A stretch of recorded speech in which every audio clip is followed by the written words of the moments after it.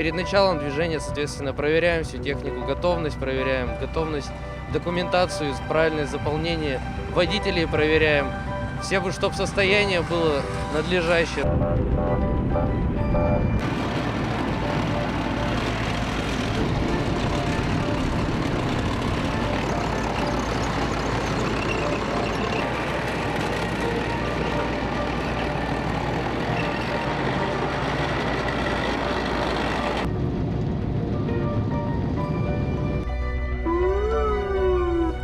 Внимание, воинская колонна. При взаимодействии с гражданским транспортом стараемся максимально оградить гражданских людей, чтобы они не втискивались в колонну, не пытались передвигаться вместе с колонной. Сбавьте скорость, воинская колонна. Вплоть до того, что прижимать их, выходить и объяснять прямо на дороге в ходе движения.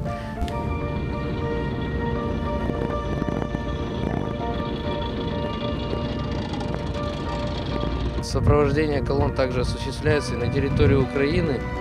Сопровождаем их мы, военнослужащие военной автомобильной инспекции. В ходе движения прибегаются все меры осторожности, поскольку не все участки мы знаем, поэтому ориентируемся в ходе движения, пытаемся в ситуацию вникать уже на ходу.